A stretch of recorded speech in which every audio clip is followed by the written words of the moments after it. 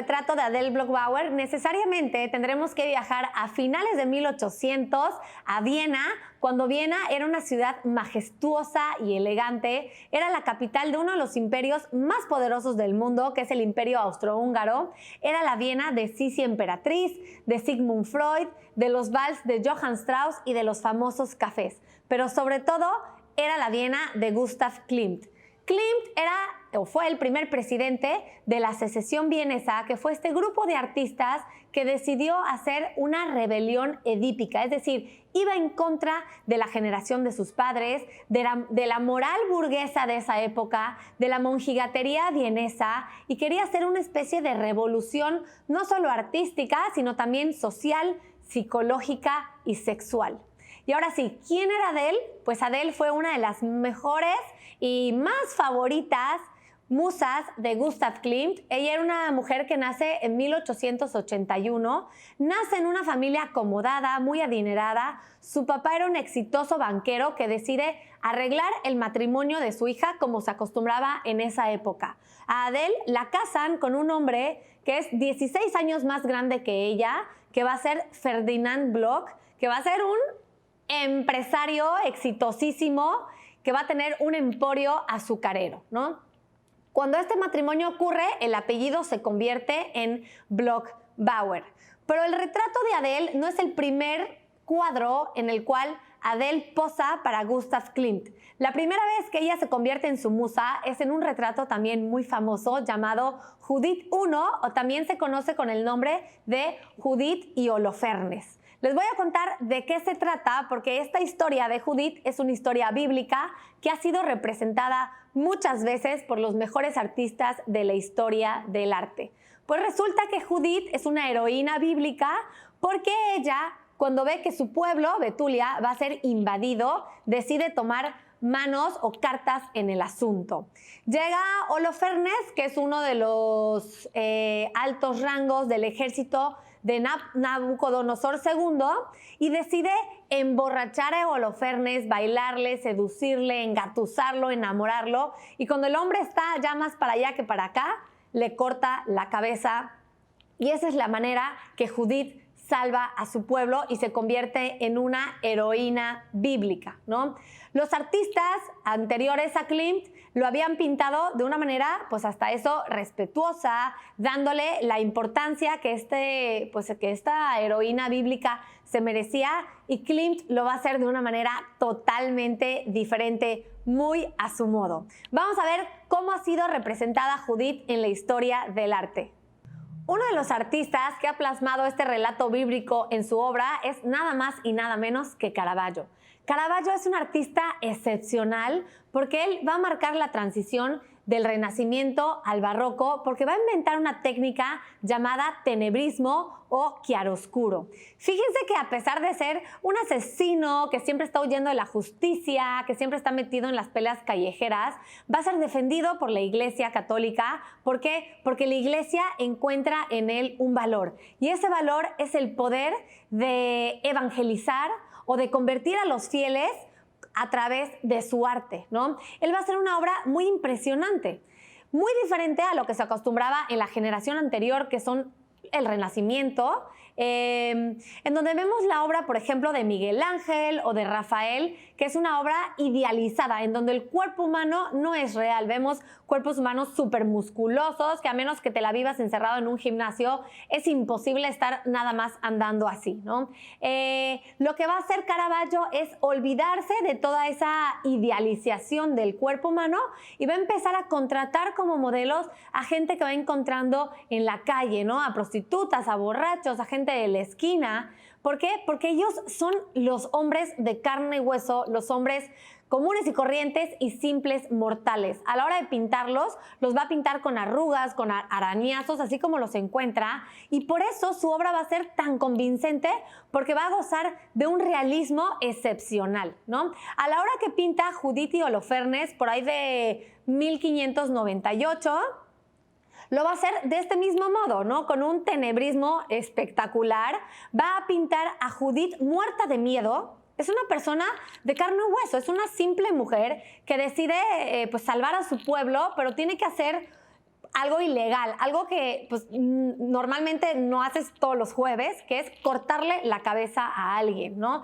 Entonces, la pobre Judith está temerosa, no sabe si hacerlo o no, está también asqueada de ver el chorro de sangre. Holofernes sigue vivo y todas esas poses, esos puños, esas expresiones nos van a dar pues la idea de que la escena prácticamente está ocurriendo ahorita, ¿no?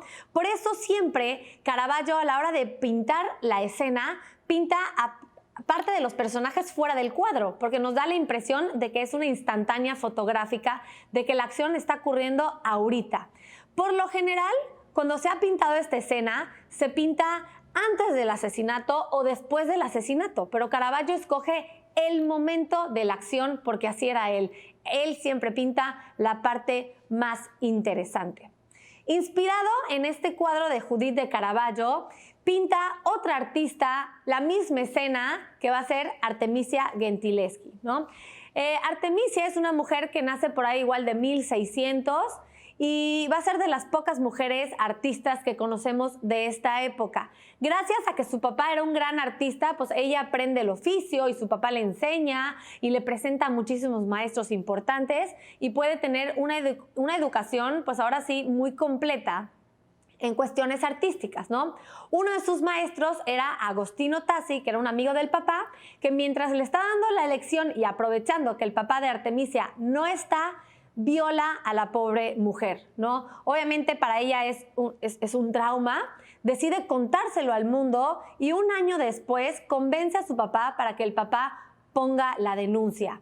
En el juicio, pues a ella se le someten a muchísimos exámenes súper incómodos, la tachan de mentirosa, de nada que ver, ¿no? Entonces lo que el papá quiere hacer es arreglar el matrimonio, es decir, pues para que mi hija no sea como desflorada en vano, la voy a casar con su violador y así no se pierde el honor de la familia. Fíjense nomás qué épocas, ¿no?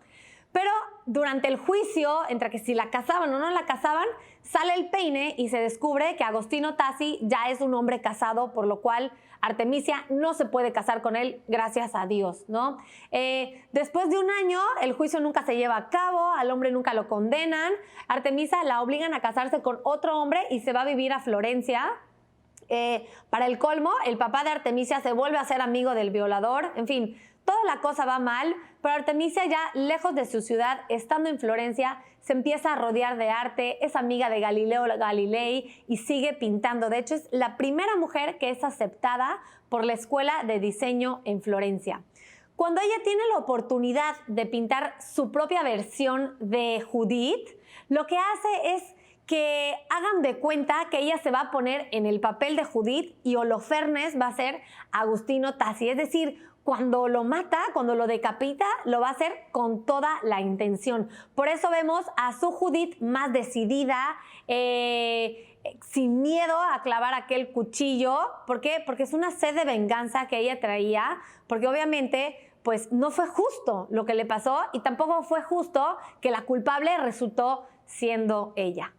Pero bueno, ahora sí, regresando a Klimt, vamos a ver cómo este gran artista plasma su versión de esta escena bíblica. Lejos de pintarla como una heroína, como un instrumento virtuoso mandado por Dios, la pinta como una mujer fatal, ¿no? Ella va a, digamos, inaugurar su serie de pinturas doradas y va a pintar a Judith como una mujer seductora, que logra engatusar a Holofernes, ¿no? Lo que está haciendo Klimt en este cuadro es una traducción literal de la psicología de Sigmund Freud.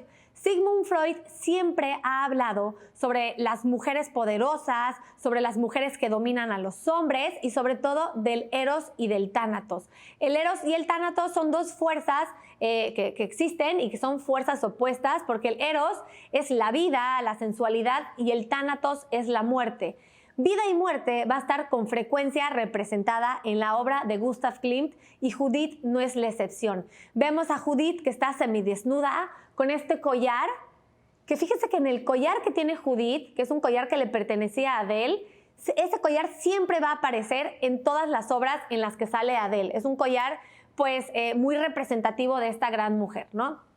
Bueno, total que sale Judith con estos ojos medio abiertos, con la boca con la boca media abierta, igual que es una pose pues muy seductora, y hasta abajo está la cabeza de Holofernes. Incluso podemos ver el cuadro y ni siquiera darnos cuenta de que existe un hombre decapitado ahí. Es decir, Judith se muestra como esta mujer fatal, victoriosa, que ha logrado vencer al hombre. De algo que estaba seguro Klimt es que el poder de la sensualidad femenina era mucho más grande que la virilidad masculina.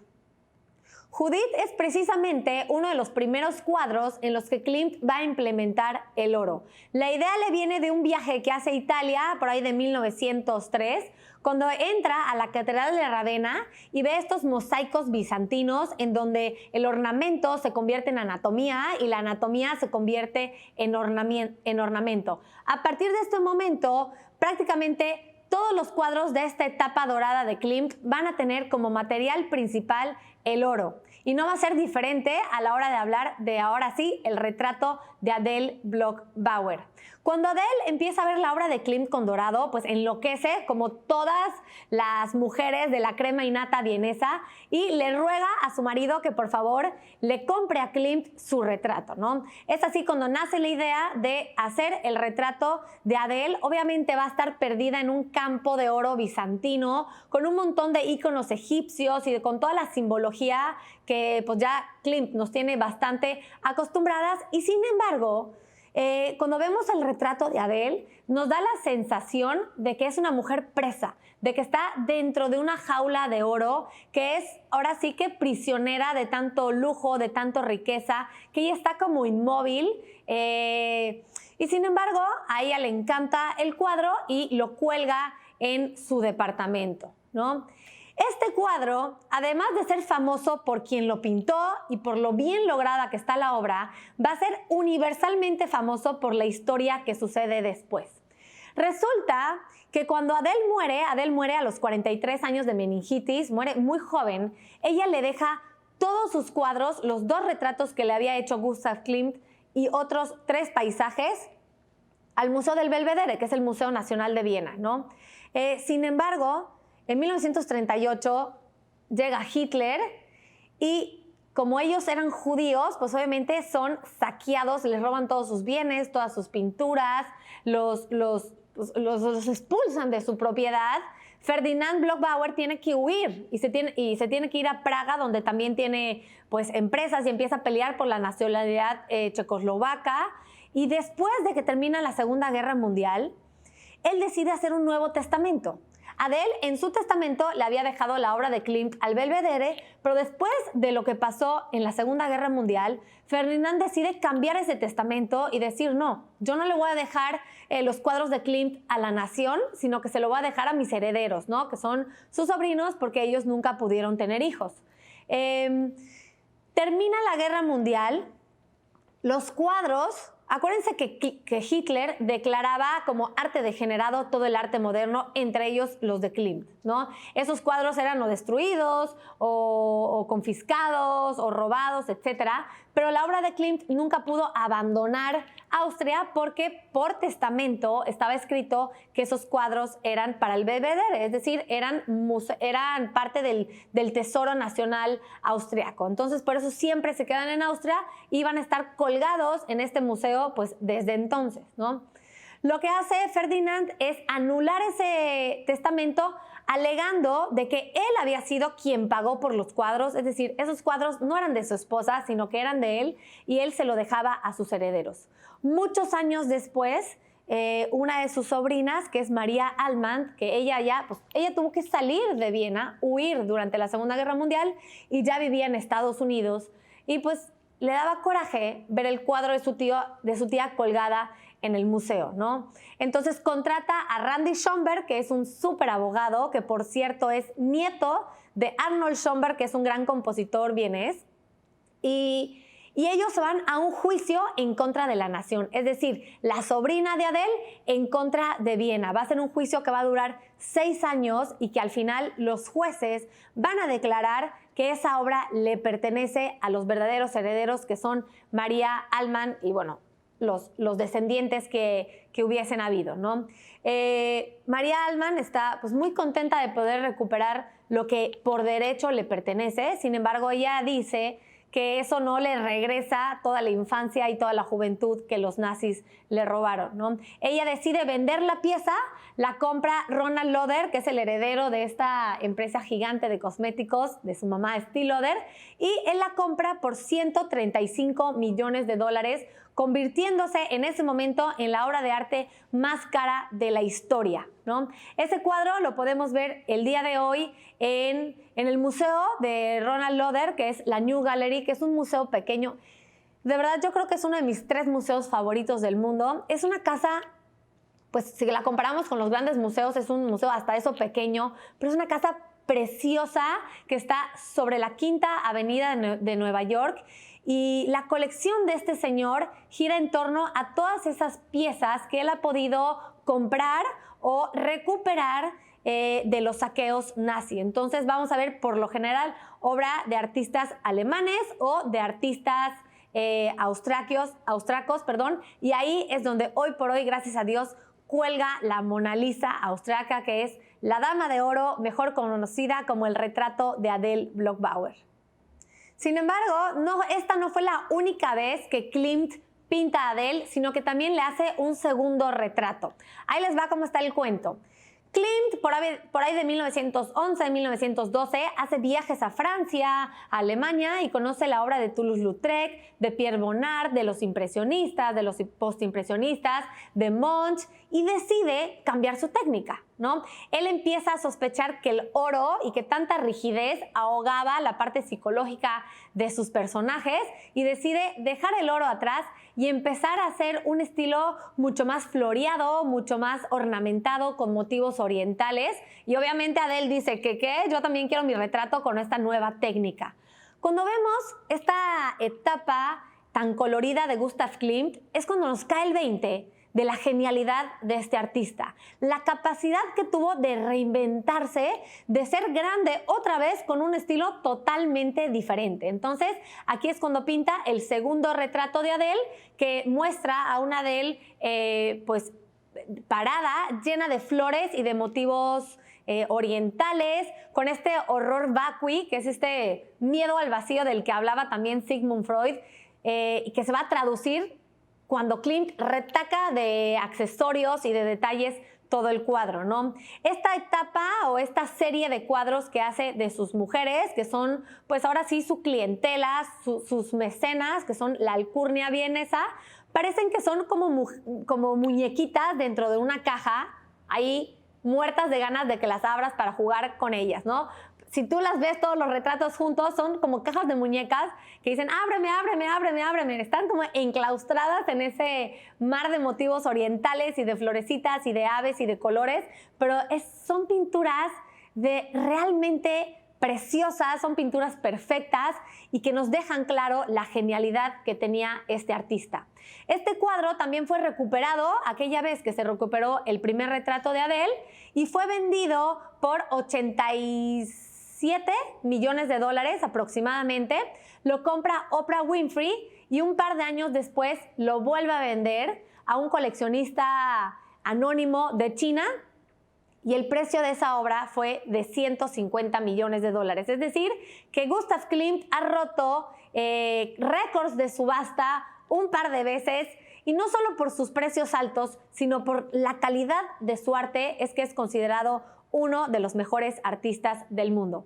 Espero que les haya gustado esta breve historia de Adele y de Klimt. Nos vemos pronto. Gracias.